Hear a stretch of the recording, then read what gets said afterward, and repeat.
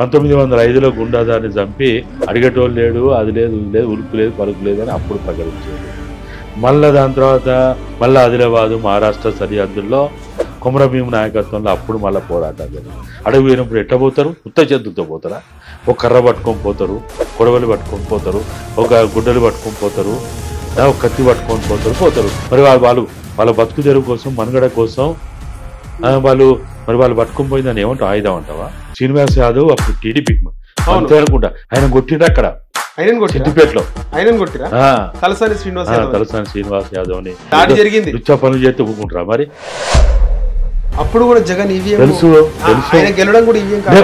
BJP తోటి అంటగాగిన ప్రతి ఒక్కరికి విజయం తథ్యం. జూబ్లీహిల్స్ బై ఎలక్షన్స్ మన కాంగ్రెస్ పార్టీ విజయం సాధించింది.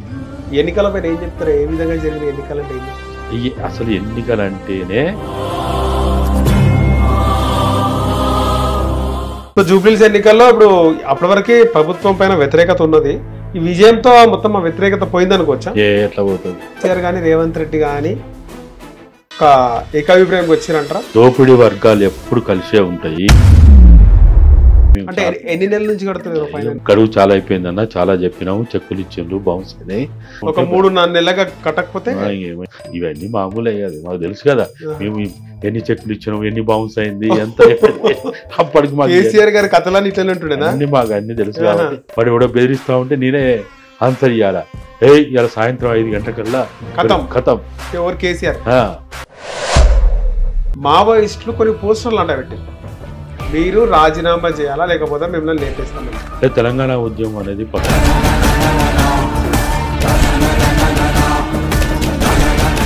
నమస్తే, వెల్కమ్ టు హిట్ టీవీ. నేను నరేష్. మావోయిస్ట్ కేంద్ర కమిటీ సభ్యుడు హిడ్మాను హతమార్చారు. ఈ అంశంపై మాట్లాడదాం. మనతో పాటు తెలంగాణ ఉద్యమకారులు, మాజీ మావోయిస్ట్ గాదే ఎన్నయ్య గారు ఉన్నారు. సార్ నమస్తే. హిడ్మాని అంతమందించారు. మొత్తానికి దాదాపు ఒక 4-5 నెలల నుంచి దేశవ్యాప్తంగా కేంద్ర ప్రభుత్వం మొత్తం ఈ యొక్క మావోయిస్టులను వీళ్ళందరినీ ఏరివేసే ప్రక్రియ ఒక మార్గం ఎంచుకుంది సార్.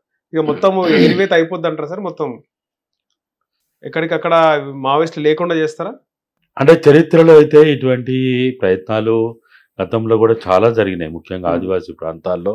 ఇప్పుడే కాదు, బ్రిటిష్ కాలం కాదు, మొఘలుల కాలం కాదు, దాని ముందు కూడా రాజుల కాలం, సంస్థానాల కాలం, అరబ్బుల కాలం, అనేక పరిపాలనా కాలాల్లో ఇటువంటి సంపద కోసము, ఆధిపత్యం కోసము, ఆదివాసీల మీద యుద్ధాలు ప్రకటించడం, డేటు పెట్టి ముహూర్తాలు పెట్టి ఖతం చేస్తామనడము, లేకుండా చేస్తామనడం, మళ్ళా ఒక 5 ఏళ్ళు 10 ఏళ్ళకి మొత్తం ఖతం అయిపోయిండు. తిలకామాంజిని చంపి 1785లోనే, అప్పుడు మొఘలుల కాలంలో, ఇంకా బ్రిటిష్ కాలం ప్రారంభం కాకముందే తొలి దశలో తిలకామాంజిని చంపి మొత్తం ఆదివాసీ ఉద్యమం పోరాటాలు అయిపోయినాయి అని చెప్పారు. తర్వాత మళ్ళా బిర్సా ముండాని చంపి 150 ఏళ్ళ క్రితం బిర్సా ముండాని చంపి అయిపోయింది, ఆదివాసీ పోరాటాలు ఉద్యమాలు ఆగిపోయినాయి, ఎవరు లేడు, వాళ్ళు లేడు, వీళ్ళు లేడు, మొత్తం తుడిచిపెట్టుకపోయినని అప్పుడు చెప్పారు. మళ్ళా తర్వాత ఇదే గుండాదార్లో, ఇదే అబుజ్మల్లో, మాడ్లో, ఇదే ఇప్పుడు ఏదైతే నేషనల్ పార్కు అబుజ్మడ్ అంటున్నారు కదా, 1905లో గుండాదార్ని చంపి బస్తర్లో ఇంకా ఉద్యమాలు లేవు, పోరాటాలు లేవు, ఆదివాసీలు ఎవడు మెసలడు, ఇంకా అడిగేటోళ్ళు లేడు, అది లేదు, ఇది లేదు, ఉలుపు లేదు, పలుకు లేదు అని అప్పుడు ప్రకటించారు. మళ్ళా దాని తర్వాత రాజగోండు కాలంలో కానీ, కొమరంభీం 1940లో, మళ్ళీ ఆదిలాబాదు మహారాష్ట్ర సరిహద్దుల్లో కొమరంభీం నాయకత్వంలో అప్పుడు మళ్ళీ పోరాటాలు జరిగింది. అదే కాలంలో దానికి ముందు కానీ వెనుక కానీ ఆదివాసీ మన్యం వీరుడిగా ఉన్నటువంటి అల్లూరి సీతారామరాజు, ఆయన నాయకత్వంలో అక్కడ పోరాటాలు జరిగింది. నేను చెప్పేది భారతదేశ చరిత్రలో బాగా ప్రాచుర్యం ఉన్న పేర్లు ఇవి కాక ఇంకా చాలా మంది ఉన్నారు, కొన్ని 100,000 మంది ఉన్నారు. మొత్తం భారత స్వాతంత్ర సంగ్రామం ప్రారంభం కాకముందే ఈ దేశంలో ఆదివాసీ పోరాటాలు ఉన్నాయి, ఉద్యమాలు ఉన్నాయి. హక్కుల సాధన కోసం వాళ్ళు అలుపెరగని పోరాటం చేశారు. అప్పుడు ఆంగ్లేయుల మీద, ఇప్పుడు దేశం మీద ఆంగ్లేయులు, మొఘలులు, దానికి ముందు అరబ్బులు, అనేక రాజులు, సంస్థానాలు, ఒక్కరని కాదు, కొన్ని 100,000 సంవత్సరాలు. అందుకనే భారతదేశంలో ఎవరిని మూలవాసులు అంటారు? ఓన్లీ ఆదివాసీలను మాత్రమే మూలవాసులు అంటారు. మిగతా వాళ్ళందరూ బయట నుంచి వచ్చిన వాళ్ళేనంటారు. మిగతా వాళ్ళందరూ వాళ్ళు ఒక కాలక్రమంలో కొన్ని ఉమ్, శతాబ్దాల కాలక్రమంలో వాళ్ళు అనేక రకాలైనటువంటి వృత్తుల్లో వాళ్ళు ఉన్నారు కాబట్టి దాని తర్వాత ఎప్పుడైతే ఈ ఆ ఇరాన్ నుంచి అక్కడి నుంచి ఇక్కడికి ఆర్యులు వచ్చిన తర్వాత వర్ణ వ్యవస్థ వచ్చిన తర్వాత శూద్రులు అనే మనకి ఏదైతే వర్ణ వ్యవస్థలో బ్రాహ్మణ క్షత్రియ వైశ్య శూద్ర అనేది వచ్చిన తర్వాత అప్పుడు ఇక మళ్ళీ కులాలు వృత్తుల కారణంతో దళితులు వచ్చిండ్రు, తర్వాత ఇంకా బహుజనులు వచ్చిండ్రు, అగ్ర కులాలు అనేవి ఇట్లా వచ్చినాయి. కానీ ఆదిమ సమాజం నుంచి మొదలుకుంటే మూలవాసులుగా చెప్పబడే ఈ ఆదివాసీలు ఈ భారతదేశ సంపదని కాపాడిండ్రు, ఈ భూభాగాన్ని కాపాడిండ్రు. కాబట్టి మూలవాసులుగా ఈ దేశ సంపదని కాపాడిన ఆదివాసీలు మొదటి నుంచి కొట్లాడుతూనే వచ్చిండ్రు. ఓకే. అయితే ఈ కొట్లాటలో ఆదిమ కాలంలోనేమో రాయితోటి రప్పతోటి కర్రతోటి ఇటువంటి వాటితోటి కొట్లాడిండ్రు, అవి ఆయుధాలు కాబట్టి. రైట్. అప్పుడు ఇంకా ఇనుము కనిపెట్టలే. ఇనుము కనిపెట్టిన తర్వాతనే ఇనుప పదార్థం ఎప్పుడైతే మనకి కనిపెట్టబడిందో తయారు చేయబడిందో అప్పుడు దాని తర్వాత కత్తి కొడవలి పార గడపార ఇక విల్లంబులు వచ్చినాయి. విల్లంబులకు కూడా అప్పుడు బాణాలకి ఇవన్నీ వచ్చినాయి. అప్పుడు ఇనుప వస్తువును ఉపయోగించడం మొదలు పెట్టిండ్రు. అప్పటి వరకు మన గద ఏంటిది? ఇప్పుడు రామాయణ మహాభారతాల్లో అప్పుడు గదలే కదా. మహాభారతం వచ్చేసరికి విల్లంబులు వచ్చినాయి, బాణాలు వచ్చినాయి. కానీ మహాభారతం వచ్చినప్పుడు అన్ని గదలే కదా. అయితే ఇప్పుడు మొత్తంగా కూడా కాలక్రమంలో ఆయుధాలు అనేవి అనేక రూపాంతరం చెందుతూ వస్తున్నాయి. ఇవాళ తుపాకులు వచ్చినాయి, తూటాలు వచ్చినాయి, దాని తర్వాత ఏకపాటి సవన్లు, SLRలు, రాకెట్ లాంచర్లు, డ్రోన్లతోటి కూడా ఇప్పుడు యుద్ధం చేస్తా ఉన్నారు. హెలికాప్టర్లతోటి యుద్ధం చేస్తూ భూమార్గం కాకుండా వాయు మార్గంలో కూడా ఇప్పుడు యుద్ధాలు జరుగుతూ ఉన్నాయి, ఆకాశ మార్గంలో కూడా యుద్ధాలు జరుగుతున్నాయి. కాబట్టి ఇప్పుడు జరిగే మొత్తంగా కూడా ఈ యుద్ధం అనేది ఇప్పటిది కాదు. ఈ యుద్ధం అనేది సమాజంలో ఆధిపత్యం ఉన్నప్పటి నుంచి మొదలైంది, అసమానతలు ఉన్నప్పటి నుంచి మొదలైంది, వివక్ష ఉన్నప్పటి నుంచి మొదలైంది, అంటరానితనం ఉన్నప్పటి నుంచి మొదలైంది. ఆకలి పేగుల మంటల్లోంచి ఉద్యమాలు వస్తాయి, పోరాటాలు వస్తాయి, యుద్ధాలు వస్తాయి. యుద్ధాలు ఇప్పుడు మహాభారతంలో యుద్ధము అది దానికి ఒక చరిత్ర, రామాయణంలో యుద్ధం అదొక చరిత్ర. కానీ ప్రజలు యుద్ధం చేసేది ప్రపంచంలో ఎక్కడ యుద్ధం చేసినా వాళ్ళు వాళ్ళ సమస్యల కోసం యుద్ధాలు చేసిండ్రు. ఇదేది మొదటిది కాదు, ఇది చివరిది కూడా కాదు. మావోయిస్ట్ పార్టీ చరిత్ర ఎంత? అంత 50-60 ఏళ్ళు. భారతదేశంలో కమ్యూనిస్ట్ పార్టీ చరిత్ర ఎంత? అంత 100 ఏళ్ళు. 1925లో కమ్యూనిస్ట్ పార్టీ పుట్టింది ఇక్కడ, ఇలా 2025లో ఉన్నాం. అంత కలిపితే 100 సంవత్సరాలు. ఎంఎల్ పార్టీ 60 ఏళ్ళలో పుట్టింది. ఇదొక 67 1967 ML party, Marxist Leninist party. అంటే ఇప్పుడు నక్సలైట్ పార్టీ అని చెప్తున్నాం కదా, అది పుట్టింది అంతా 1967లో పుట్టింది. అంటే దాని అర్థం ఏంటిది? ఇదంతా చాలా షార్ట్ పీరియడ్ ఇది. కానీ తెలంగాణలో తెలంగాణ రైతాంగ సాయుధ పోరాటం జరిగింది. మరి అప్పుడు నక్సలైట్ లేరు కదా. అల్లూరు సీతారామరాజు నాయకత్వంలో పోరాటాలు జరిగినాయి, బిర్సా ముండా నాయకత్వంలో జరిగినాయి, కొమరంభీం నాయకత్వంలో జరిగినాయి, తిలకామాంజీ అసలు భారతదేశంలో గెరిల్లా పోరాటాన్ని ప్రారంభించిందే తిలకామాంజీ, ఆదివాసీ ముద్దు బిడ్డ. ఇప్పటి జార్ఖండ్, అప్పటి బీహారు.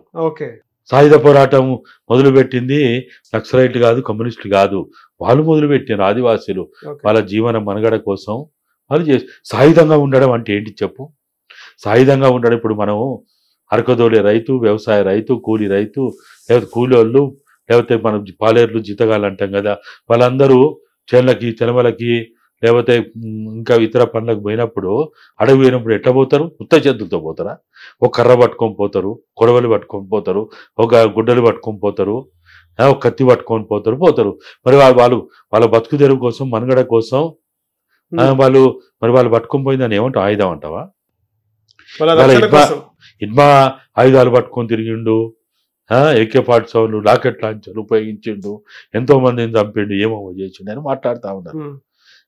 ఇలా ఆదివాసీ జీవితంలోనే, వాళ్ళ జీవిత ప్రయాణంలోనే వాళ్ళ రక్షణ కోసం, స్వీయ రక్షణ కోసం ఒకనాడు పులులతో కొట్లాడిండ్రు, విష సర్పాలతో కొట్లాడిండ్రు, విషపూరిత జంతువులతో కొట్లాడిండ్రు, కాకులతో గద్దలతో కూడా కొట్లాడిండ్రు. కోడి గద్దతోటి కొట్లాడుతుంది, కొట్లాడదా? కొట్లాడుతుంది. ఆ? మేక గొర్రెలు తోడేలతో కొట్లాడతాయి, కొట్టాడవా? దాన్ని ఏమందాం మరి? పిల్లి ఎలక అంటాం, పిల్లి ఎలక యుద్ధం చేసుకుంటాయి, దాన్ని ఏమందాం? ఆ యుద్ధాన్ని ఏమందాం? తోడేలు గొర్రెలు మేకలు యుద్ధం చేస్తాయి, దాన్ని ఏమందాం? పులులు జంతువులతోటి మనుషులతోటి యుద్ధం చేస్తాయి బతుకుదెరువు కోసం, దాన్ని ఏమందాం? ఆకలి తీర్చుకోవడం కోసం, దాన్ని ఏమంటాం? కాబట్టి ఇవాళ ఆధిపత్య పోరాటాలు అనేవి మొదటి నుంచి ఉన్నాయి. వివక్ష, ఆధిపత్యం, దోపిడీ, దౌర్జన్యాలు మొదటి నుంచే ఉన్నాయి. దౌర్జన్యం, దోపిడీ ఎప్పటి నుంచి అవుతున్నాయి అప్పటి నుంచి పోరాటాలు, ఉద్యమాలు ఉంటూనే ఉన్నాయి. దీనికి కమ్యూనిస్టులు, నక్సలైట్లు, మావోయిస్టు సంబంధమే లేదు.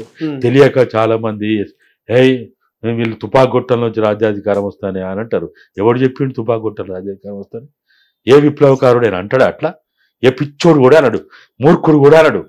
తుపాగొట్టల నుంచి రాజ్యాధికారం వస్తుందా? ప్రజల తిరుగుబాటులోంచి, ప్రజల పోరాటాల్లోంచి సమాజంలో కూడా మళ్ళీ ఎన్నికలు రాగానే కేంద్రంలో బీజేపీ వైపే ప్రజలందరూ మొగ్గు చూపుతున్నారు కదా సార్. అవి ఏంటి ఎన్నికలు? అవి ఎలక్షన్లు కాదు, అవి ఎలక్షన్లు కాదు, అవి సెలక్షన్లు. అవి సెలక్షన్లు లేకపోతే ఎన్నికలు. అవి ఏమన్నా ఎలక్షన్స్? అవి ఓటేస్తురుగా ప్రజలు. ఓటేసినట్టు మనకు కనపడుతుంది. ఓటేస్తలేరా? ఓటేస్తే బీజేపీకి ఓటేస్తలేరంటారా? నేను బీజేపీ, కాంగ్రెస్, ఇంకో పార్టీ అన్నాను. నీ వేసిన ఓటు ఎవరికి పోతుంది ఎవరికి తెలుసు? అదంతా యంత్రం, అది ఏం చేస్తుంది ఎవరికి తెలుసు? నడిపేయచ్చు అంటారు అట్లా? బ్రహ్మాండంగా నడిపోతుంది. అట్లా అంటే కేంద్రంలో బీజేపీ ఎప్పుడు అధికారంలో ఉండే అవకాశం ఉంటది కదా? ఉంటది. వీళ్ళు దాన్ని ఛేదించకపోతే, ఇప్పుడు దొంగ నేను వరకట్టకపోతే దొంగ ఎప్పుడైనా దోసుకుంటాడు. దోసుకోడా? నీ ఇంట్లో చాలా విలువైనటువంటి వస్తువులు ఉన్నాయి, డబ్బులు ఉన్నాయి అని తెలిసినప్పుడు దొంగ ఏం చేస్తాడు? ఎప్పుడైనా కన్న వేయాలని చూస్తాడు కదా. నువ్వు జాగ్రత్తలు తీసుకుంటే మంచిది, కాపాడుకోగలుగుతావు. లేకపోతే ఏం చేస్తావు? ఆ దొంగ ఎప్పుడైనా రావచ్చు. నువ్వు ఫెన్సింగ్లు పెట్టవచ్చు, ఎలక్ట్రికల్ పెట్టవచ్చు, వాచ్మెన్లను పెట్టవచ్చు, ఎన్ని రకాల కుక్కలు ఉన్నాయో కాపాడడానికి అన్ని రకాల కుక్కలను పెట్టవచ్చు. కానీ దొంగ ఏం చేస్తాడు? అన్నిటి పసిగడుతూ వీక్ పాయింట్ ఎక్కడుందో చూసుకొని వీక్ పాయింట్ ద్వారా దొంగతనం చేయాలని చూస్తాడు. ఇప్పుడు వీళ్ళు కూడా అంతే. ప్రతిపక్ష పార్టీలు ఎన్ని రకాల అరికట్టడానికి ఇప్పుడు ఎన్నో మార్పులు వచ్చినాయి కదా. మనకు ఏదైంది ఈవీఎంలు వచ్చిన తర్వాత కూడా ఏదో ప్యాడ్ అని వచ్చింది, ఇంకోటి వచ్చింది. ఎన్ని వచ్చినా వాడు చేసే దొంగ పని వాడు చేస్తూనే ఉన్నాడు. ఆఖరికి ఏది కాకపోతే మిషన్లనే మారబట్టే. ఇప్పుడు మీరు అంటున్నారు ఓటేసిండని, ఆ యంత్రం తీసుకుపోయి ఏ బంగాళాఖాతంలో హిందూ మహాసముద్రం పడేసి వీళ్ళే మొత్తం ఓటేసిన దాన్ని ఈవీఎం తీసుకొచ్చి ఏం చేస్తావు చెప్పు? ఈ దేశంలో ఇటువంటి ఎప్పుడు కూడా మనం అందుకే చెప్తాం కదా, నీకు ప్రభుత్వం ముద్రించే రూపాయి నోట్లో లేకపోతే కాయిన్సో తయారైన కాలం నుంచే డూప్లికేట్ కూడా అప్పుడే తయారైనాయి.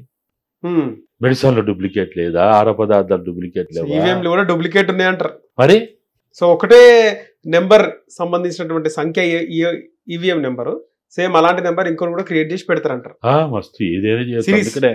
ఇప్పుడు ప్రతిపక్షాలు మొత్తుకుంటా ఉన్నాయి, నీకు ఉండాల్సిన దానికంటే ఎక్కువ ఉన్నాయి ఎందుకోసం అని అడుగుతున్నారు. లేకపోతే ఇప్పుడు బీహార్లో మొన్నటి ఎన్నికలు జరిగినప్పుడు అమిత్ షా మొత్తం పోలింగ్ అయిన తర్వాత కూడా అక్కడ ఉండి ట్రక్కుల కొద్దీ మన అంబులెన్స్, ఇప్పుడు అందరికి ఏమైపోయిందంటే ఒక మంచి మార్గం ఏం దొరికిందంటే అంబులెన్స్లో తీసుకుపోతాను. ఎవడు ఆపడు దాన్ని? డబ్బులైనా ఈవీఎంలైనా వాడు ఏ దొంగ పని చేయాలన్నా అంబులెన్స్ లో పట్టుకపోతాను. దాన్ని ఎవడు ఆపలేడు. ఏమనంటే అంబులెన్స్. ఇప్పుడు మాకు ఇదేం కొత్త కాదు. 2001లోనే టీఆర్ఎస్ పార్టీ పెట్టిన తర్వాత సిద్దిపేట బై ఎలక్షన్ వచ్చింది. ఫస్ట్ కేసీఆర్ రాజీనామా చేసిన తర్వాత 2001లో బై ఎలక్షన్ వచ్చినప్పుడు కూడా అప్పుడు ఈవీఎంలతోటే పోలింగ్ జరిగింది, అయిపోయింది. మేము అక్కడ డిగ్రీ కాలేజీలో ఈవీఎంలు అన్ని భద్రపరిచినాం. పోయినాం, సీల్ వేసిండ్రు, అన్ని జరిగినాయి. బయట నుంచి తాళాలు కూడా వేస్తారు, వాటికి కూడా వేస్తారు కదా, సీల్ వేస్తారు, సంతకాలు పెడతారు, అవన్నీ అయిపోయినాయి. అయిపోయిన తర్వాత రేపు కౌంటింగ్ అనగా ఈరోజు సాయంత్రం నుంచి ఈవీఎం డబ్బాల మార్పిడి కోసం, ఈవీఎం యంత్రాల మార్పిడి కోసం హైదరాబాద్ నుంచి అంబులెన్స్లలో ఈవీఎంలు వస్తున్నాయి అని ఒక సమాచారం. మీకు సమాచారం వస్తే మొత్తం ఆ రోజు సాయంత్రం 6 గంటల నుంచి సుమారు అంటే పోలింగ్ అయిపోయిన 6 గంటల నుంచేనా? కాదు కాదు నెక్స్ట్ డే కౌంటింగ్ ఒక రోజు ముందు. Okay okay. ఎప్పుడు అంటే మధ్యలో కొంచెం విశ్రాంతి ఉంటది, సైలెన్స్ ఉంటది. పోలింగ్ కౌంటింగ్ కి ముందు రాత్రి, పోలింగ్ అయిన తర్వాత 2 రోజులు గడువు ఉంటది కదా మధ్యలో, 2-3 రోజులు ఉంటది. కౌంటింగ్ ముందు రోజు సాయంత్రం 6 గంటల నుంచి ఈ గడుబడి మొదలైంది. వచ్చే బయలుదేరిన హైదరాబాద్ నుంచి కంటోన్మెంట్ దాటినాయి, షామీర్పేట దాటినాయి, గజ్వేల్ దాటినాయి అని ఇక పుకార్ల మీద పుకార్లు, గొడవ. ఏం జరిగింది అయితే మేమందరం మొత్తం అప్పుడు చెప్తే సుమారు 1000 మందిని మొబిలైజ్ చేసి పెద్ద మనిషి ఒక కర్ర ఇచ్చి పులిగర్రలు మొత్తం కాలేజీ చుట్టూ ఉన్నారు, మొత్తం ఏర్పాట్లు చేసినాం. సిద్దిపేట డిగ్రీ కాలేజ్ చుట్టూ కేసీఆర్ బలగం. కేసీఆర్ ఎక్కడిది? తెలంగాణ బలగం. కేసీఆర్ కి బలగం ఉన్నదా? లేదు అప్పుడు కేసీఆర్. అది కేసీఆర్ ఎక్కడిది? అది కేసీఆర్ చూసి ఎవడొచ్చాడు? తెలంగాణ చూసి వచ్చారు ఉద్యమం అంతే. మాజీ మంత్రి కదా, ఏం లేదా? ఉంటే ఏదో ఉంటది, ఎవడొస్తాడు? డబ్బులు ఇస్తే వచ్చిన వాళ్ళు. ఓకే, సొంత కేడర్ లేదు. ఏ పార్టీకైనా ఉన్నారా? ఏ పార్టీకి ఉన్నారు చెప్పు? మన జూబ్లీస్ లో మన ఒక్కొక్క పార్టీ వాడు 1000 మందిని పెట్టిండు. అంటే ఆ నాయకుడికి పోటీ చేసిన వ్యక్తికి అనుచరులు, ఫాలోవర్స్ ఏముంటది? వాడు డబ్బులు ఇస్తే వస్తారు. 20 మంది 100 మంది ఏముంటది? అది వాళ్ళు ఉన్నట్టే ఉంటారు, కనపడకుండా పోతారు. ఎలాగానే దూపాగానే పోతారు వాళ్ళు. ఉంటారు. కమిట్మెంట్ ఉన్నోడు, పటిష్టమైనటువంటి ఉన్నోడు. మనం చూస్తున్నాం కదా కొంతమంది నాయకులు ఎంబడి 30 మంది 40 మంది 50 మంది అట్లా నాయకులు ఉంటారు. సిటీలో ఉన్నారు ఆ నాయకులు. వాడు రోజు మేకపోతే ఒక్కరోజు రమ్మని చూద్దాం, ఒక గంట ఉండమని చూద్దాం. వాళ్ళకి బీర్లు, బిర్యానీలు, ఇన్నోవా కార్లు, మన్ను మశానం మరి లేకపోతే. కాబట్టి అక్కడ ఆ రోజు సాయంత్రం 6 గంటల కాలం మొత్తం 1000 మంది పైగా ఉండి, నేను మాజీ మంత్రి విజయరామారావు మేమిద్దరం, అప్పుడు డిఎస్పి రామచంద్రరావు అని ఉండి అక్కడ, ఆయనతో మాట్లాడి నాకు 1980లో పరిచయం అయిన వరంగల్లో పనిచేసి ఆయనతో చెప్పి ఇట్లా జరిగే అవకాశం ఉందని మాకు వార్తలు వస్తున్నాయి, కాబట్టి మేము ప్రొటెక్షన్ ఉంటాం అని మేము పెద్ద గొడవ పడి రాత్రి అంతా ఆడ జాగారం చేసినాం. తెల్లవారి 6 గంటలకు మళ్ళా ఏర్పాటు మొదలైన తర్వాత 7 గంటలకి అప్పుడు నేను పోయి మళ్ళా ఫ్రెషప్ అయ్యి మళ్ళీ కౌంటింగ్ కాడికి వచ్చిన. ఎవరు రాలేదా? అంబులెన్స్ కానీ ఏం రాలేదా నైట్?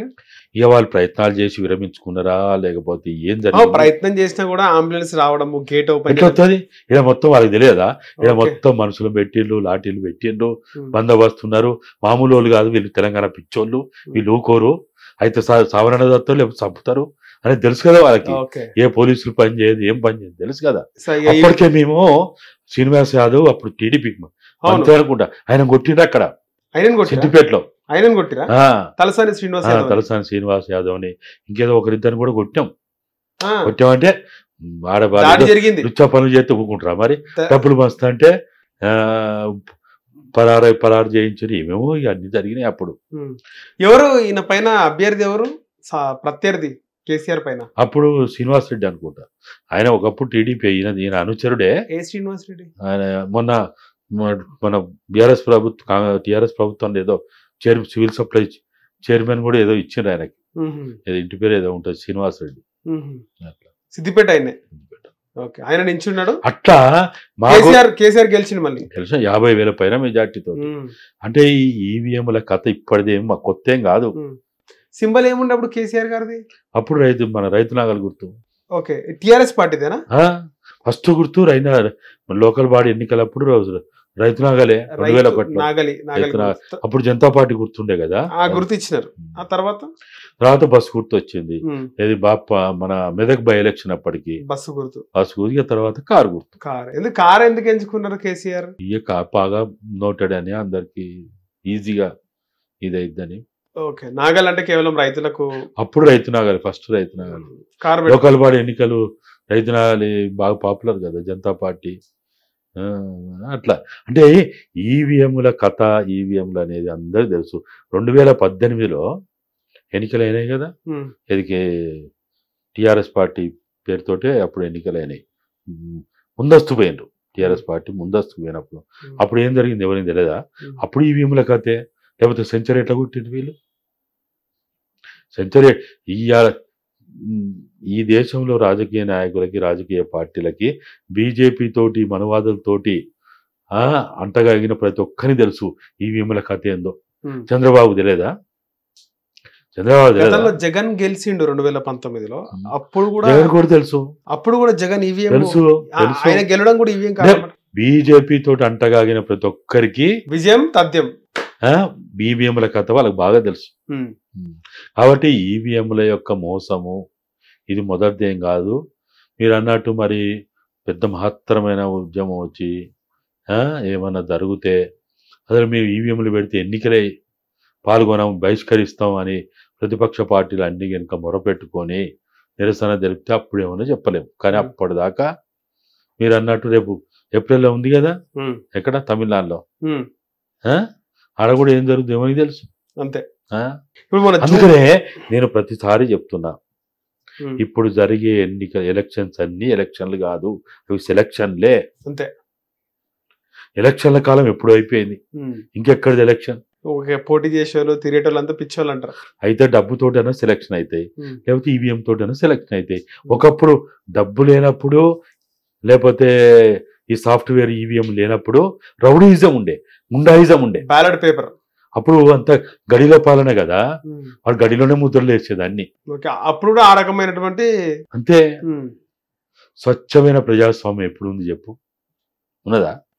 వెళ్ళి బ్యాలెట్ పైన గుద్దేయడం ఎప్పుడు ఏదో ఒక రకంగా ఒకసారి గడిలతోటి, భూస్వాములు పెట్టుబడిదారుల దౌర్జన్యాలతోటి. అప్పుడు ఏమున్నది, అప్పుడు జాడి సారాలు ఉండే, జాడి సారాతోటి ఆ 60 ml పోతే ఓటేసేది అంతే. వాడు మొత్తం గడికి పీల్చుకుంటాడు దొరలు, 60 ml గుడంబనం సారణం పోసేది, తాగేది. అయిపో ఫలానా వానికి అయిపోరంటే వానికి వేసేది. అంతే అంతే. అలా తాగాల రావాలా వేయాలా. ఎప్పుడు చెప్పు, ప్రజాస్వామ్యము ఎన్నికల విధానము ఎప్పుడు ప్రజలు నిస్వార్థంగా, నిస్సంకోచంగా, స్వేచ్ఛగా ఓటేసిన కాలం ఒక్కటి చెప్పండి. ఏ కాలం? 1951 నుంచి మనం ఎన్నికలు జరుగుతూ వస్తున్నాయి. ఎప్పుడు వేసిండు, ఎక్కడ వేసిండు, ఉన్నది అట్లా? ఎప్పుడైనా ఎక్కడైనా చూసినామా మనం? కాబట్టి ఇప్పుడు ఈరోజు జరుగుతున్నవి ఏదైతే అది పరాకాష్ఠకు చేరుకున్నది. ఇప్పుడు జరిగేది పరాకాష్ఠకు చేరుకున్నది. మరి దీని తర్వాత ఇంకా ఏమేమి కొత్త కొత్త వింతలు వస్తాయో చూడాలి. మరి అప్పటి వరకు మాత్రం మీరు అన్నట్టు ఈ మనవాదులు ఖచ్చితంగా వాళ్ళు అనుకున్నట్టే వాళ్ళు ఎలక్షన్లు చేయరు, సెలక్షన్లు చేస్తారు. వాడు ఎవరిని గెలిపించుకోవాలనుకుంటే వారిని గెలిపిస్తారు. జూబ్లీహిల్స్ బై ఎలక్షన్స్ మన కాంగ్రెస్ పార్టీ విజయం సాధించింది. ఎన్నికలపైన ఏం చెప్తారు? ఏ విధంగా జరిగిన ఎన్నికలంటే ఏం చెప్తారు? ఏమైనా తెలిసిందే కదా, ఓటుకి ఎంత ఇచ్చిందో తెలుసు, ఏమేమి పంచిందో తెలుసు, చీరలు, బకెట్లు, తవ్వులు, లేకపోతే ఇంకా ఏమేమి మంచి అంటారు, వాషింగ్ మిషన్, ఎవరు నిజమేనా అవన్నీ? అందరు అమ్మాయిగా ఇప్పుడు మనము ఏదో అంటారు చూడు, గొంగడి కప్పుకొని ఎన్నికలు ఎరుకోవద్దని. అసలు ఎన్నికలంటేనే అందరికి పండగ, కళాకారులకు పండగ, లేకపోతే ఇతర అన్ని వృత్తులకు పండగ, మీడియాకి పండగ, పండగే. ప్రతి 3 నెలలకు మంచి ఎన్నిక రావాలి. అసలు మళ్ళీ వస్తున్నట్టు కదా ఖైరతాబాద్ ఉప ఎన్నికలు వస్తాయి కావచ్చు. ఖైరతాబాద్ సీఎం కూడా గెలిచినాం కదా, గెలిచిన జోష్లు ఉండంట సీఎం కూడా. మా నియోజకవర్గం కూడా ఉంది లైన్ లో, మన స్టేషన్ కనుపూర్ ఆడ కూడా వచ్చే అవకాశం. జూబ్లీహిల్స్ ఎన్నికల్లో ఇప్పుడు అప్పటి వరకు ప్రభుత్వం పైన వ్యతిరేకత ఉన్నది. ఈ విజయంతో మొత్తం ఆ వ్యతిరేకత పోయింది అనుకోవచ్చా? ఎట్లా పోతుంది చెప్పు. ఇప్పుడు నా కడుపులో రోగం ఉన్నది, నా కడుపులో రోగము మొత్తాన్ని ఏదో మంత్రం ఎత్తిపోతుందా? అంటే విజయం సాధించారు కదా ఆడ. అదే అంటున్నా నేను. నా కడుపులో రోగం ఉన్నది, నాకు మంచి డ్రెస్ వేసి, షూటు బూటు వేసి, అత్తర్ రాసి, పౌడర్ రాసి అన్ని చేసి నన్ను తీసుకొచ్చి ఆడ కూర్చోబెడితే నా కడుపులో రోగం పోయినట్ట. ఇప్పుడు ఏం లాభం? మళ్ళీ ఆ ఫోటో తీసి బ్రహ్మాండంగా ఉన్నాడు ఇన్నయ్య అంటే అవుతుందా? అదంతా అవుతుంది, బేకారు ముచ్చట. ఖైరతాబాద్ ఎన్నికలు కూడా వస్తున్నాయి. ఖైరతాబాద్ ఎన్నికల్లో కూడా మళ్ళీ కాంగ్రెస్ గెలిచే అవకాశం ఉందని సర్వే కూడా వచ్చిందంట. ఆల్రెడీ ముఖ్యమంత్రి రోజుకో 3 సర్వేలు చేపిస్తుందంట. ఇప్పుడు ఈ రాష్ట్రంలో ప్రతిపక్షం వాళ్ళ పాత్ర వాళ్ళు పోషిస్తలేరా? ఏమున్నది ఆడ బీఆర్ఎస్ తోడు ఏదో ఉత్తగా ఊకదంపుడు ఉపన్యాసాలు తప్ప. బాగానే ఉపన్యాసాలు వీడియోలు వేసి చూపించిండు, 120 హామీలు, 420 హామీలు అని. ఇక్కడనేమో పగులంతా వాగుతారా, రాత్రి పోతే మంచిగా కూర్చొని తాగుతారు, తింటారు. వీళ్ళు ఎవరెవరు ఇందులో వినోదాలు చేస్తారు. అన్ని పార్టీలోళ్ళు, కేటీఆర్ 3 పార్టీలోళ్ళు మాట్లాడుకుంటారు, మంచిగా ఉంటారు బ్రహ్మాండంగా. ఇది టాస్ అంటారా లేకపోతే టాస్ అంటారా? ఏం లేదు, నువ్వు నన్ను తిట్టు, నేను నిన్ను తిడతా, ప్రజలను పిచ్చోళ్ళని చేద్దాం, మీడియాని ఉన్నది కదా బక్రా మీడియా. ఆ మీడియాకి ఏం కాలవాడది, వానికి ఏదో వ్యూవర్స్ కావాలా, వాడు బతుకుదేరు వాడిని మనం తిట్టుకుందాం, వాడు బ్రేకింగ్ లేస్తాడు, స్టోలింగ్ లేస్తాడు, వాడి పని వాడు చేస్తాడు, మన పని మనం చేద్దాం అని అనుకుంటారు అంతే. అంత తప్ప వీడు వీడు వీడు మాట్లాడేది ఏది కూడా మనస్ఫూర్తిగా కాదు. కాబట్టి పైకి అన్నీ ఇటువంటివి చేస్తూ ఉంటారు. కాబట్టి దాన్ని చూసి మనం ఏమి వాళ్ళు అనుకుంటారు, తిట్టుకుంటారు, గుద్దుకుంటారు, ఒకరి మీద ఒకడు ఏమో అవుతారు. చూడు తెల్లారేసరికల్లా అరెస్ట్ అయిపోతాయి. చూడు ఎన్నిసార్లు ముహూర్తం పెట్టలే మీడియా. కేటీఆర్ అరెస్ట్ మీద మీడియా ఎన్నిసార్లు ముహూర్తం పెట్టింది చెప్పండి, పెట్టలేదా? చాలా సార్లు. మరి ఏమైంది మరి? 80 ముహూర్తాలు పాపనోడికి ఏమన్నా అయిందా? అంటే నాకు డౌట్, పై స్థాయిలో కేసీఆర్ గాని రేవంత్ రెడ్డి గాని ఒక ఏకాభిప్రాయంకి వచ్చిరంటారా? ఏమైనా వాళ్ళు ఖచ్చితంగా వస్తారు. దోపిడీ వర్గాలు ఎప్పుడు కలిసే ఉంటాయి. ఎందుకంటే మొన్న రేవంత్ రెడ్డి నేను కేసీఆర్ పైన కొట్లాడను, పాపం ఆయన క్రియాశీల రాజకీయాలకు దూరంగా ఉండు, ఆయన ఆరోగ్యం బాగాలేదు, ఆయన మళ్ళీ యాక్టివ్ పాలిటిక్స్ లోకి వస్తేనే ఆయన పైన కామెంట్ చేస్తా అంటుండు. ఇదేమనుకోవాలి? వాళ్ళంతా కూడా తోడు దొంగలే. అలీబాబా 40 దొంగల కథ లెక్కనే ఉంటుంది ఇదంతా. ఓకే, అంతే. వాళ్ళని వాళ్ళు తిట్టుకున్నా, కొట్టుకున్నా, కొట్టినట్టు జరిగినా, చంపుకున్నా, నేనేది మనం అదేదో శాశ్వత వైరుధ్యంగా, శాశ్వత పగగా మనం చూడొద్దు. దోపిడీదారులు, దోపిడీ దొంగలు ఎప్పటికీ కొన్ని సందర్భాల్లో కొట్టుకున్నట్టు ఉంటారు, అంతేగాని పెట్టుబడిదారులు కొట్టుకున్నట్టుంటారు, భూస్వాములు కొట్టుకున్నట్టుంటారు. కానీ వాళ్ళ ఐక్యతని ఎవ్వడు కూడా, అది పెవికాల బంధం, అది ఎవడు వేరు చేయలేడు, ఫెవికాల్ బంధం. కాబట్టి మనం ఏమి ఉత్తగానే అబ్బా వాళ్ళు కొట్టుకున్నారా, వాళ్ళు తిట్టుకున్నారా అని అనుకుంటాం. ముత్తదే బేకారు ముచ్చట. రీసెంట్ గా జూబ్లీహిల్స్ లో ఎమ్మెల్యేగా గెలిచిన నవీన్ యాదవ్ కి మళ్ళీ మంత్రి పదవి ఇస్తే బాగుంటది అని చెప్పి కొంతమంది అభిప్రాయపడుతున్నారు. ఇస్తారంటారా? అలాంటి అవకాశం ఏమైనా ఉంటుందా? ఆల్రెడీ అజారుద్దీన్ కి మంత్రి పదవి ఇవ్వడం జరిగింది. అప్పుడు ఎట్లా ఇస్తారు? కొత్తగా ఏదో మీడియాలో అన్ని ఇటువంటి కథనాలు. అంటే బీసీ ఎమ్మెల్యే అనే విధంగా బీసీ కోణంలో పార్టీలో బీసీలు చాలా మంది సీనియర్లు ఉన్నారు కదా. ఆల్రెడీ మీరు అన్నట్టు ఆ నియోజకవర్గానికి ప్రాతినిధ్యం వహించిన అజరుద్దీన్కి ఇచ్చిండ్రు. ఇంకా అట్లా కొత్త నిన్నగాక మొన్న ఇది వచ్చిండు పార్టీలోకి. పార్టీలోకి ఎప్పుడు వచ్చిండు చెప్పు? మొన్న ఎలక్షన్స్ అప్పుడు. మరి ఎట్లా ఇస్తారు అంత తొందరగా? అట్లా ఏం జరగపోవచ్చు, అలాంటి అవకాశం ఉండదు నేనైతే అనుకో. ఈక్వేషన్స్ అట్లా అంటే ఇప్పుడు ఈయన ఉన్నాడు కదా, మన ఎవరు చాలా కాలం నుంచి హైదరాబాద్లో ఉన్న వాళ్ళు ఉన్నారు కదా, ఏది అంజన్ కుమార్ యాదవ్, తర్వాత వాళ్ళ కుటుంబాలు ఇంకా చాలా మంది ఉన్నారు. పీజీఆర్ కూతురు ఉంది, దాని నాగేందర్. ఇప్పుడు ఆయనకు అటువంటి అవకాశం. మొన్న నవీన్ యాదవ్ తండ్రి శ్రీశైలం యాదవ్ కొన్ని కామెంట్స్ చేసిండు, మీకు కూడా బాగా పరిచయం ఉండొచ్చు అప్పటి నుంచి. ఆయన కూడా బీఆర్ఎస్ లో మొదట్లో వెహికల్ ఇప్పించిండు, ప్రచార రథం అనేది. అప్పుడు ఏం జరిగింది అసలుకి? ఆయన మొదటి నుంచి కూడా ఇక్కడ చాలా మంది తెలంగాణ వాదానికి, నినాదానికి చాలా రకాలుగా సహాయ సహకారాలు చేసిండు. డబ్బు ద్వారా చేసిండు, సమయం ద్వారా చేసిండు, మేధస్సు ద్వారా చేసిండు, ఉద్యోగాలు వదిలిపెట్టుకొని చేసిన ఉన్నారు, విద్యను వదిలిపెట్టుకొని చేసిన అనేక మంది. శ్రీశైలం యాదవ్ కూడా అట్లా మొత్తంలో ఆ ప్రయాణంలో ఆయన కూడా తెలంగాణ కోసం అప్పుడు నాకు బాగా పరిచయం, నేను కూడా కలిసిన, నేను పోయినా వాళ్ళ ఇంటికి, ఆయన కూడా ఆఫీస్కి వచ్చేది. అంత ముందు నుంచి కూడా నాకు పరిచయం, అప్పుడే కాదు, అంత ముందు నుంచి కూడా నాకు గద్దరన్న ద్వారా ఆయన పరిచయం.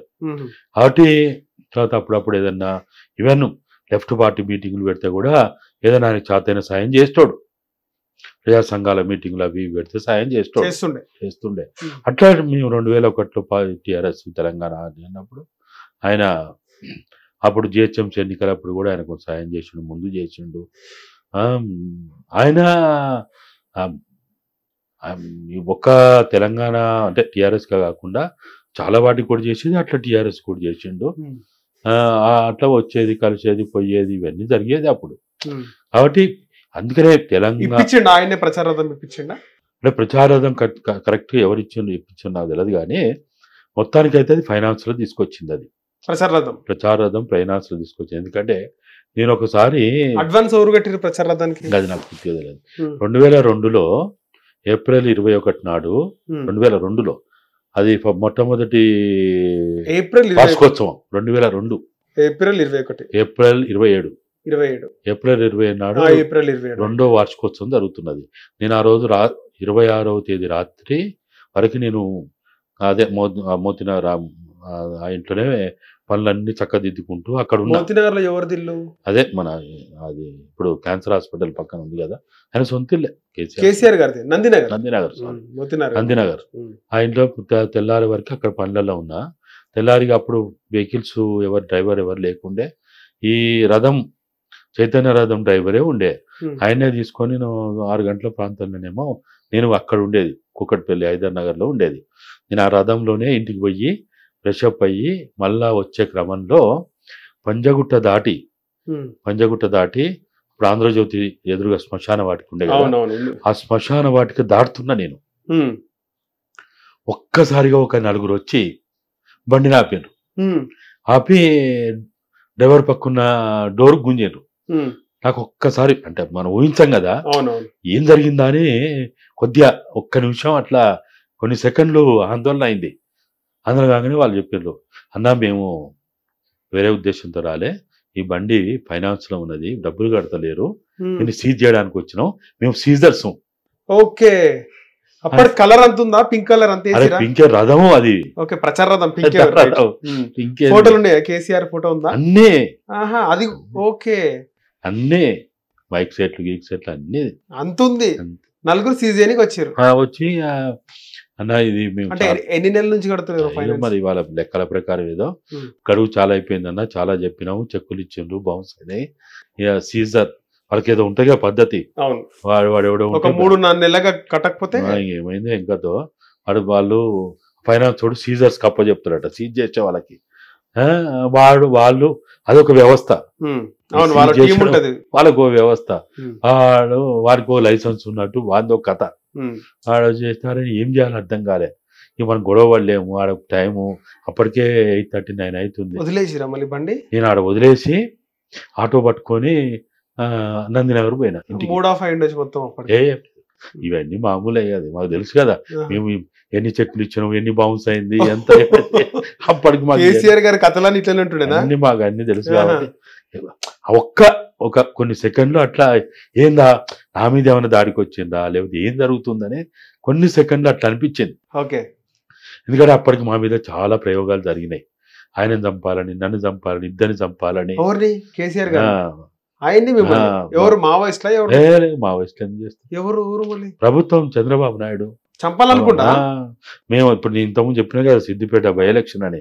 సిద్దిపేట బై ఎలక్షన్ అప్పుడు మాజీ నక్సలైట్లకి 40 మందికి 2 వీలర్స్ ఇచ్చి, కొత్త 2 వీలర్స్ ఇచ్చి మొత్తం గ్రామాన భయోత్పాదం సృష్టించారు. మాకు రోజు ఫోన్లు, రోజు పొద్దున ఈయన ఫోన్ ఎత్తపోయేది, ఉత్త భయస్తుడు కదా ఈయన కేసీఆర్. నేనే ఫోన్ ఎత్తేది, వాడు ఎవడో బెదిరిస్తా ఉంటే నేనే ఆన్సర్ ఇవ్వాలా.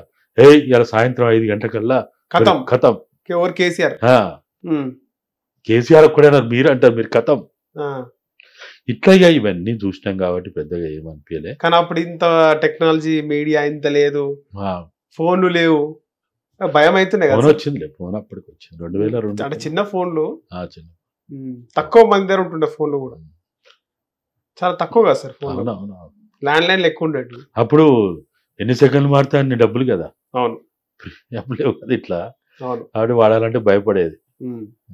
సరే, మొత్తానికి ఏంటంటే టిఆర్ఎస్ శ్రీశైలం యాదవ్ ఆయన కాంట్రిబ్యూషన్ ని మనం ఎప్పుడు ఎవరికి తక్కువ చేయొద్దు, ఎవరి కాంట్రిబ్యూషన్ కూడా తక్కువ చేయొద్దు. అరే బిచ్చగాళ్ళు సంఘం పెట్టుకొని తెలంగాణ కోసం పనిచేసిండ్రు, బిచ్చగాళ్ళు డబ్బులు ఇచ్చిన వాళ్ళు కూడా ఏమన్నా వాళ్ళు శాతైన పని చేసిండ్రు. డబ్బులు అంటే ఏంది? కోట్లు ఇచ్చిన డబ్బులా, రూపాయి ఇచ్చిన డబ్బులే, అంతే అంతే. ఎవరికి తోచింది వాళ్ళు ఇచ్చిన అంతే కదా. అరే సమయం ఇచ్చిన, ఎవరికి తోచినంత వాళ్ళు చేసిండ్రు. అట్లా శ్రీశైలం యాదవ్ కూడా ఆయనని రౌడీ అనడం కానీ ఇంకేదో అనడం కానీ మూర్ఖత్వం అవుతుంది. అది తిన్నింటి వాసాలు లెక్క పెట్టినట్టు అవుతుంది. ఇప్పుడు కూడా మనము అసలు ఎవరు స్టార్ట్ చేశారు సార్ ఈ రౌడీ? కేటీఆర్ అయినా స్టార్ట్ చేసింది మన ఎన్నికలు అప్పటి నుంచి రౌడీ షూటర్ అని. ఇక వాళ్ళే ఉన్నట్టున్నది. ఇంత బీఆర్ఎస్ సోషల్ మీడియా అంతే. కేటీఆర్ కూడా అన్నట్టు కదా, రౌడీ కానోడు ఎవడు చెప్పు? రాజకీయాలు అందరు రౌడీలు అంటారు. ఎవడు కాదు చెప్పు, ఒక్కని పేరు చెప్పండి రౌడీ కాదా? ఇప్పుడు ఉన్నారు కదా ఈ ఎమ్మెల్యేలలో ఎవడన్నా ఒక్కడన్నా వీడు రౌడీ కాదు, వీడు బుద్ధిమంతుడు, అంటే చాలా సౌమ్యులు నీతివంతుడు. కూడా ఉంటారు కదా సార్, సౌమ్యులు ఎవరు చెప్పు అంటే ఇప్పుడు సౌమ్యులు ఎట్లుంటదంటే బిజినెస్ మ్యాన్. కత్తి కరుకు కత్తి ఉంటది, తినబూసిన కత్తి ఉంటది. కొంతమంది తినబూసిన కత్తి లెక్క ఉంటారు, అవును. కొంతమంది ఏమో చూడంగానే ఏ వీడు రౌడీ రా అని కనపడతాడు, కొంతమంది ఏమో భూతద్దం పెట్టి వెతకాల వాడిని వీడు రౌడీ అని బయటికి కనబడరు. కనపడు. మీరు అన్నట్టు చాలా ప్రతి పొలిటీషియన్, ప్రతి ఎమ్మెల్యే, ఎంపీ వెనకాల ఇలాంటి బ్యాక్గ్రౌండ్ ఖచ్చితంగా ఉంటుందా సార్? ఖచ్చితంగా దాంట్లో లేని రాజకీయాల్లో వాళ్ళు ముందుకు రారు. అసలు జెడ్పీటీసీ ఎంపీటీసీలకి లేదు ఇప్పుడు. అలాంటి బ్యాక్గ్రౌండ్ ఉన్న వాళ్ళు ఉండాలి ఖచ్చితంగా, వెనకాల బ్యాక్గ్రౌండ్ సమస్య నడుస్తుండాలి. అంత సమస్య లేదు, లేకపోతే వాడికి దిగను కూడా దిగరు, ఓట్లు ఎవరు పడతాయి, ప్రత్యర్థిని ఎదుర్కోలేమంట. వాడిని ఓట్లు పడతాయా, వాడికి గెలుతారా వాడు? ఇప్పుడున్న పరిస్థితుల్లో ఎవరైనా గెలవండి చూద్దాం. అట్లా అంటే అంటారేమో మళ్ళీ మాగంటి సునీత ఆమె రౌడీ కాదు కదా, ఆమె వెనకాల ఎవరు లేరు కదా అని. ఎవరు చెప్పారు కాదా లేదని, ఎవరు చెప్పారు? జనాలు, సామాన్య జనాలు చూస్తే అరే మనం నువ్వేమన్నా పరిశోధన చేసి విశ్లేషణ చేసి ఓ డాక్టరేట్ అయ్యి నేను మొత్తం పరిశోధన చేసి ఇక చూడు నేను అంటే ఆమె వెనకాల ఆమె బ్యాక్గ్రౌండ్ అలాంటిదంటే ఏమంటారు సార్? ఇప్పుడు ఆమె అంటే ఆమె కావాల్సిన అవసరం లేదు, ఆమె చుట్టూ రైట్ లెఫ్ట్ ఉంటారు కదా, వాళ్ళు నేను నడుపుతారు. కాబట్టి ఇప్పుడున్న ఈ పరిస్థితుల్లో రాజకీయాలు అనేవి పూర్తిగా భ్రష్టు పట్టిపోయినవి, ఏ విలువలు లేకుండా అయిపోయినాయి. అసలు ఎన్నికలు అనేవి అసలు దానికి కనీసం ఈ మంచి అన్నటోడు ఒక్కడు కూడా దొరకడు.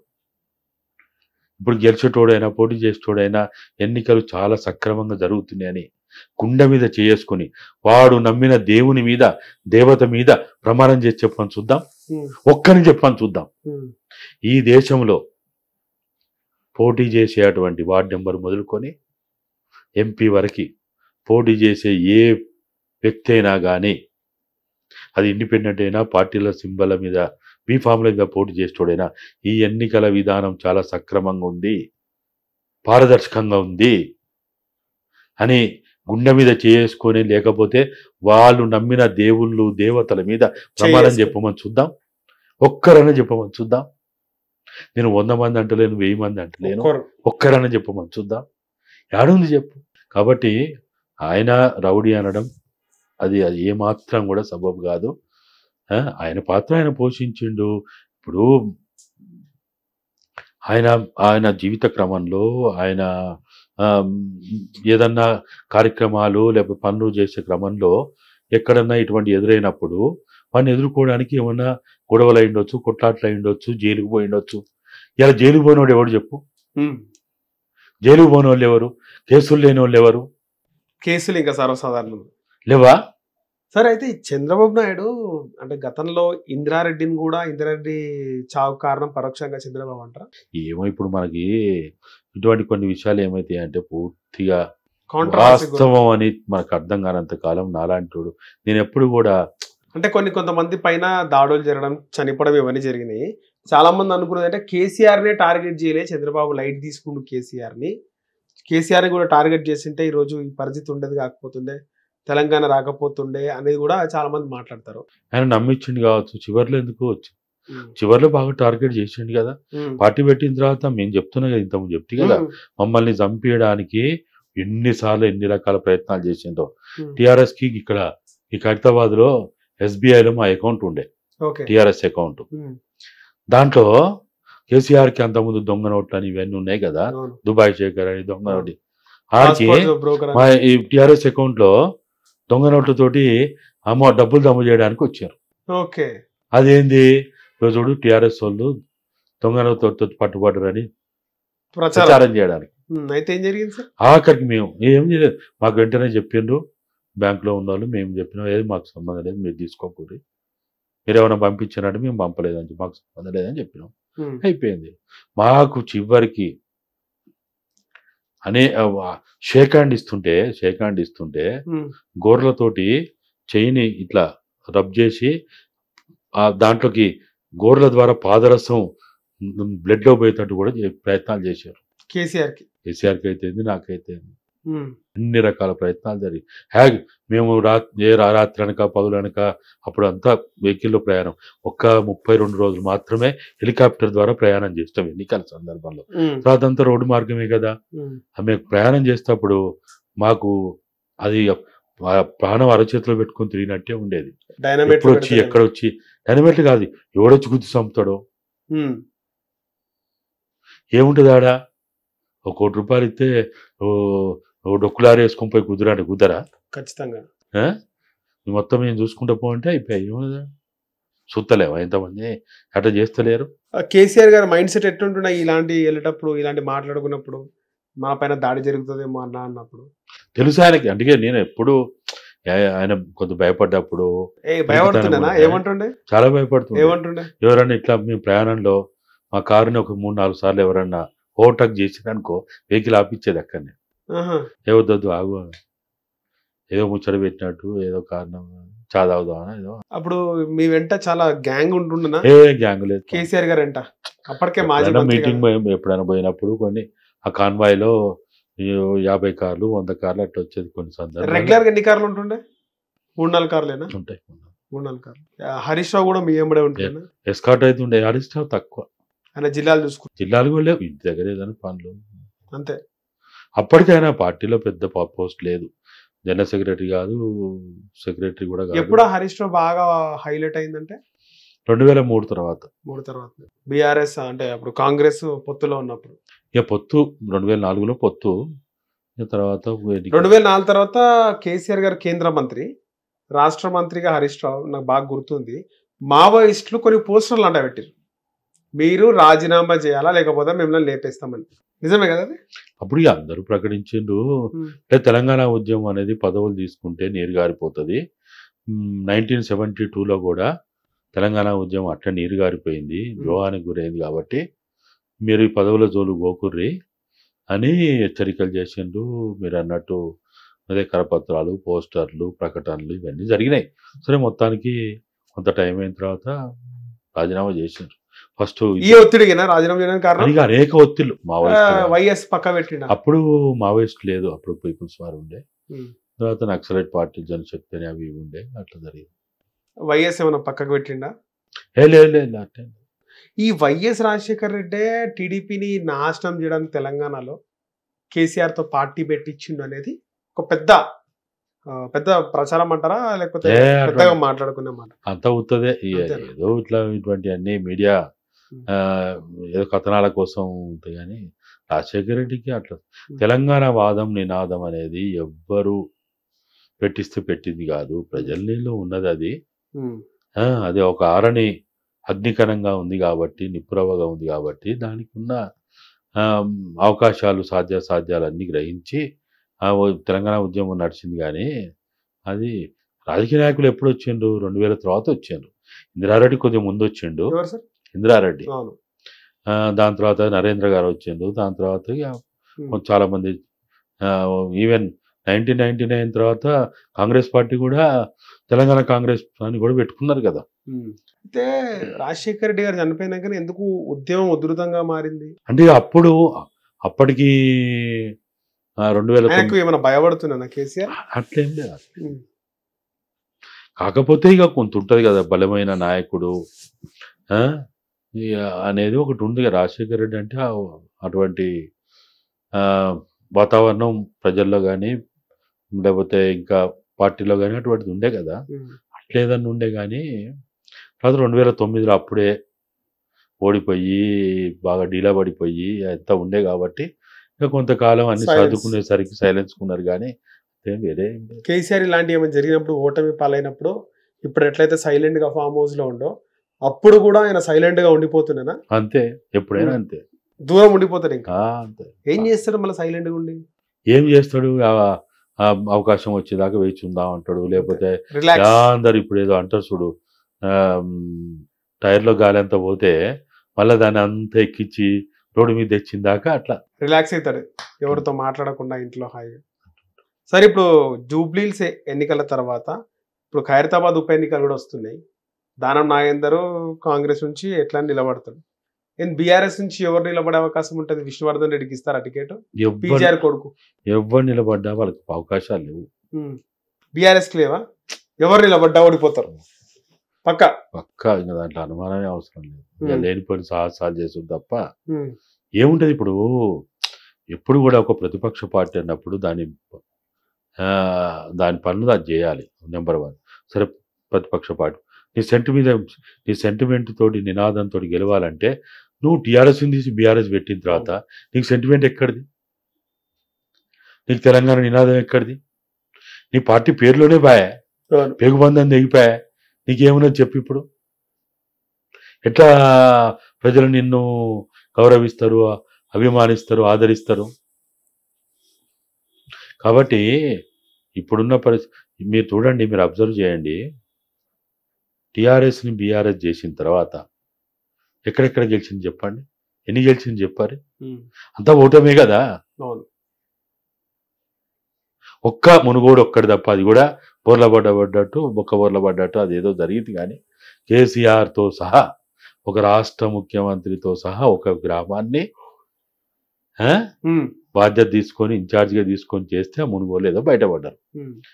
ఇంకా దుబాక బాయన, హుజరాబాద్ బాయన, బయట కూడా బాయన. అంటే టీఆర్ఎస్ ఎప్పుడైతే బీఆర్ఎస్ అయిందో ప్రజలకి ఇది మా పార్టీ కాదని అభిప్రాయం వచ్చింది. కాబట్టి ఇప్పుడున్న పరిస్థితులలో వీళ్ళు ఎంత పొరుదండాలు పెట్టినా ఏం చేసినా కానీ వాళ్ళలో మార్పు రానంత కాలం, ప్రజలు వారిని క్షమించనంత కాలం కష్టం. రైట్ సార్, ధన్యవాదాలు. హిట్ టీవీ యాప్, ఇందులో short news, live news, entertainment shows, movies, digital magazines తో పాటు మీ జిల్లా వార్తలను కూడా ఫ్రీగా చూడొచ్చు.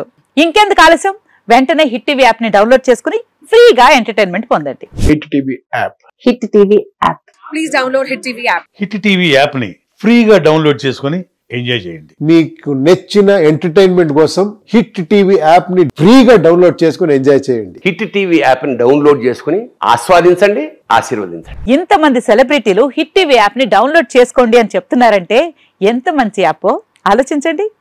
అమెరికా అమెరికా అమెరికా అమెరికాలో చదవాలనుకునే వాళ్ళకి విశ్వసనీయమైన పేరు మన శౌర్య కన్సల్టెన్సీ.